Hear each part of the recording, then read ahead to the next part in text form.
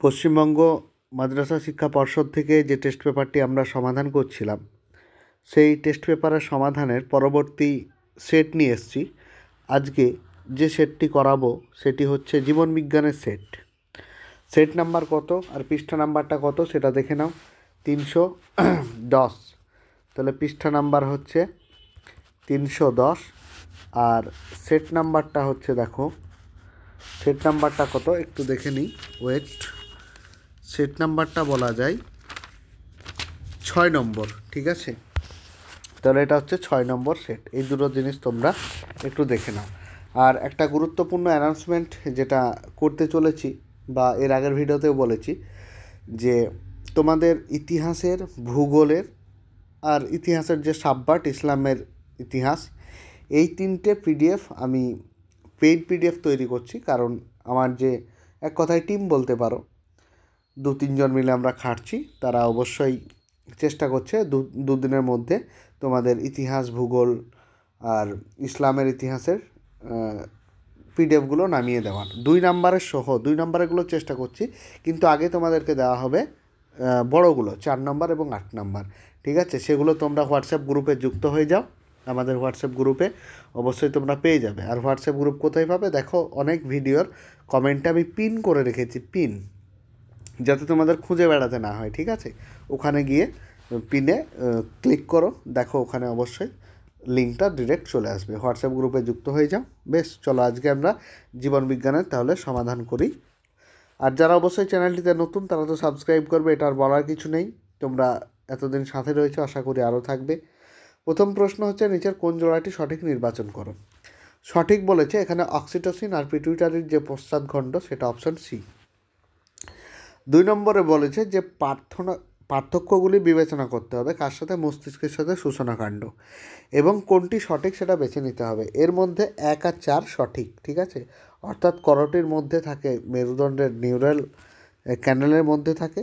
আর তোমার 4 যেটা আছে তোমার কেন্দ্রে যে শ্বেত বস্তু পরিধিতে ধূসর সাদা বস্তু থাকে, আর কেন্দ্রে ধূসর, মানে এটা 1 আর 4টাই সঠিক। চলো পরবর্তীতে বলা যায় যে 3 নম্বরে মানুষের পায়ের কাপ পেশিকে কী বলা হয়? মানুষের পায়ের কাপ পেশিকে বলা হয় তোমার গ্যাস্ট্রোকনেমিয়াস। 4 নম্বর ডি। 4 নম্বর, মিওসিস কোন বিভাজনের কোন দশায় ক্রোমোজোম সংখ্যার হার হ্রাস পায়? সেটা হচ্ছে তোমার অ্যানাফেজ দশায়, অপশন বি। 5 নম্বর, কোন জোড়টি সঠিক তার ক্রমিক সংখ্যা লেখো, বাহক ও ফুল? তাহলে এখানে একমাত্র একটি আছে, যে ডি, পাখি এবং পলাশ। পতঙ্গটাও হতে পারে, কিন্তু অ্যাপ্রোপ্রিয়েট হচ্ছে এটাই। 6 নম্বর, ক্রোমোজোমের শেষ প্রান্তে সেন্ট্রোমিয়ার থাকলে তাকে কি বলা হয়? শেষ প্রান্তে যেটা টেল মানে লেজ, টেলোসেন্ট্রিক, ঠিক আছে? পরবর্তী প্রশ্ন দেখো, যে কোন ক্ষেত্রে জিনোটাইপ ও ফিনোটাইপ অনুপাত একই হয়? কোন ক্ষেত্রে হয়? সেটা হচ্ছে সহ প্রকটতা, অর্থাৎ অপশন এ।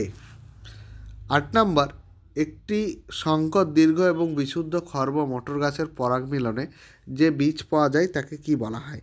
তাই মানে কোনটা কত পার্সেন্ট হবে আর কি, অর্থাৎ একটা 50% আর একটা 50% খর্ব আর দীর্ঘ।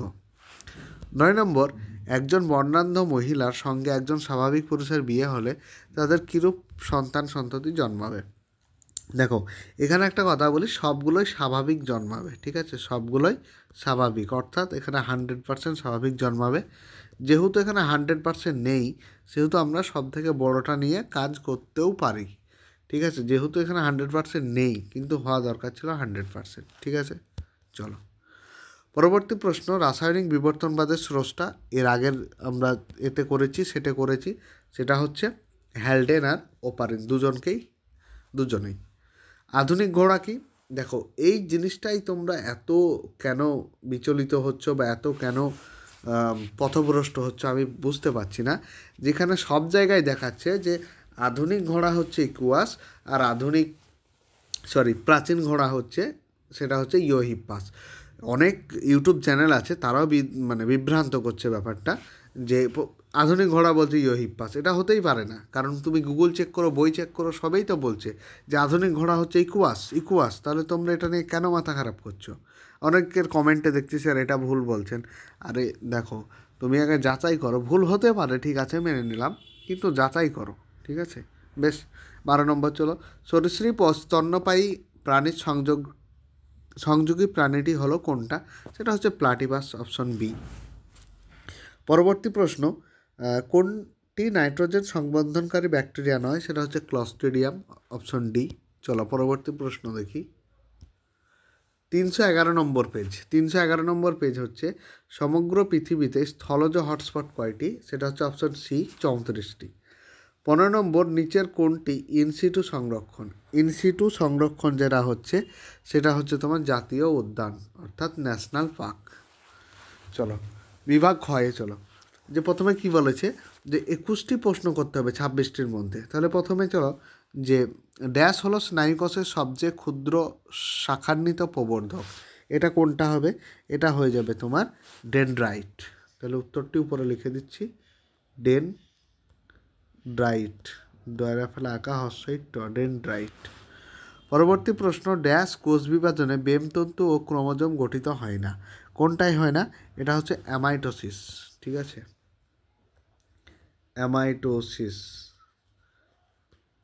অ্যামাইটোসিস। চলো পরবর্তী প্রশ্ন, যে হিমোফিলিয়ার জিন ড্যাশ ক্রোমোজোম থাকে না, ড্যাশ ক্রোমোজোমে থাকে না, এখানে হচ্ছে এক্স ক্রোমোজোম। পরবর্তী প্রশ্ন, কোন বিজ্ঞানী জীববৈচিত্র্য এটা প্রবর্তন করেন? সেটা হচ্ছে যে ওয়াল্টার রোমেন। এখানে লিখে দিচ্ছি ওয়াল্টার রোমেন, রোয়েউকা মোয়েকা দন্তান্ন, ওয়াল্টার রোমেন। পরবর্তী প্রশ্ন, ব্রঙ্কাইটিস হলো ড্যাশ নালীর প্রদাহ? ব্রঙ্কাইটিস হলো শ্বাসনালী, ঠিক আছে, ব্রঙ্কাইটিস হলো শ্বাসনালী। পরবর্তী প্রশ্ন, কুইনাইন ড্যাশ রোগের ঔষধ? কুইনাইন তো আমরা জানি যেটা হচ্ছে ম্যালেরিয়া রোগের ঔষধ। কুইনাইন হচ্ছে ম্যালেরিয়া। পরবর্তী প্রশ্ন হচ্ছে যে ঠিক ভুল নির্ণয় করো। হ্যাঁ, ঠিক ভুল নির্ণয় করো। সেটা হচ্ছে যে প্রথম প্রশ্ন দেখো, লেন্স ও রেটিনার মধ্যবর্তী প্রকোষ্ঠতে অ্যাকুয়াস হিউমার থাকে। এটা মিথ্যা, ঠিক আছে, এটা মিথ্যা। পরবর্তী প্রশ্ন, যে দেহকোষের সংখ্যা বৃদ্ধির জন্য মাইটোসিস কোষ বিভাজন ঘটে, এটি সত্য। 3 number, B capital B small B capital R small R জিনোটাইপযুক্ত গিনিপিগ উভয় লোকাসের জন্যই হেটারোজাইগস, অবশ্যই সত্য। 4 নম্বর, কুমড়ো গাছের আকর্ষ ও কুল গাছের কাঁটা সমবৃদ্ধি অঙ্গের উদাহরণ, সেটি হচ্ছে অবশ্যই মিথ্যা।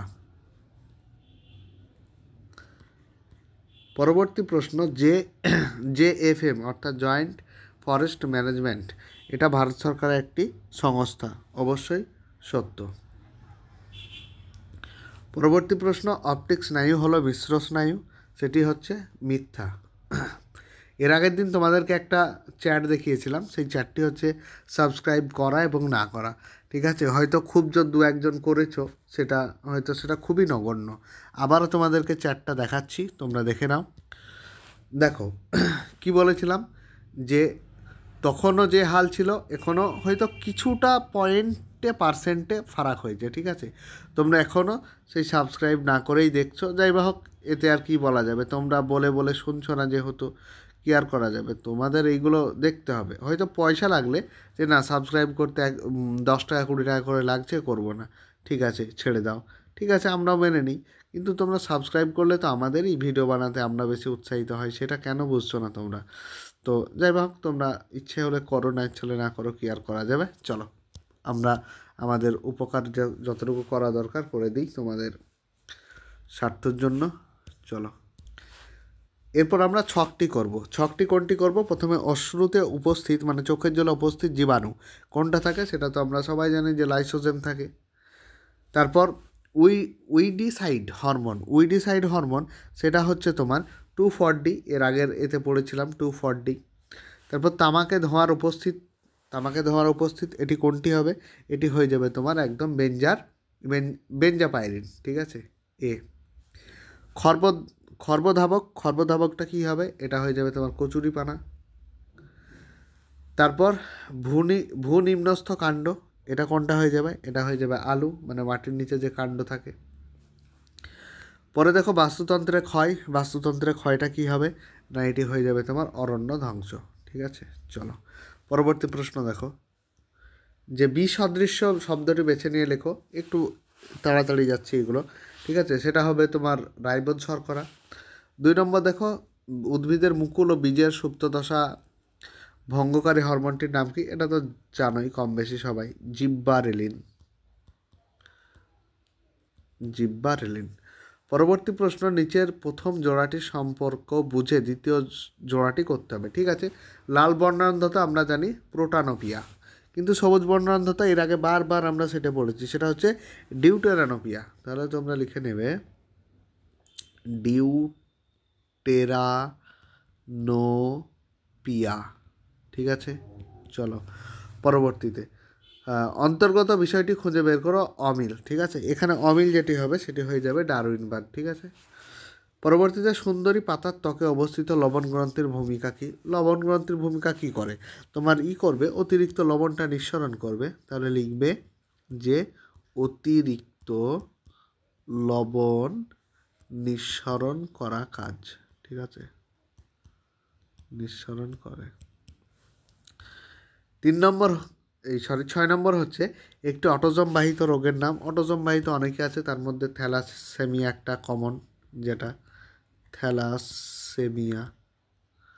চলো পরবর্তী প্রশ্ন, একটি ক্যান্সার সৃষ্টিকারী পদার্থের নাম লেখো। একটা ক্যান্সার সৃষ্টিকারী পদার্থের নাম হচ্ছে তামাক, যেগুলোতে খেলে ক্ষতি হয় আর কি, তামাক। পরবর্তী চলো, পশ্চিমবঙ্গের একটি কুমির প্রকল্প। কুমির প্রকল্প কোনটি? সেটি হচ্ছে আমাদের পশ্চিমবঙ্গের সুন্দরবন অঞ্চলে আছে। এর আগে একটা আলাদা লিখেছিলাম, সেটাও কুমির প্রকল্প। ঠিক আছে, এখানে তোমরা সুন্দরবন অঞ্চল লিখতে পারো জায়গাটা। সুন্দরবনের আবার যদি পার্টিকুলার করে বলো তাহলে লুথিয়ান দ্বীপে রয়েছে। ঠিক আছে, এটা লিখে নিতে পারো। তাহলে আজকে ভিডিওটি এই পর্যন্তই। চলো পরবর্তী ভিডিওর জন্য তোমরা অপেক্ষা করো, নিয়ে আসছি পরবর্তী পরপর ভিডিও আমরা কটা।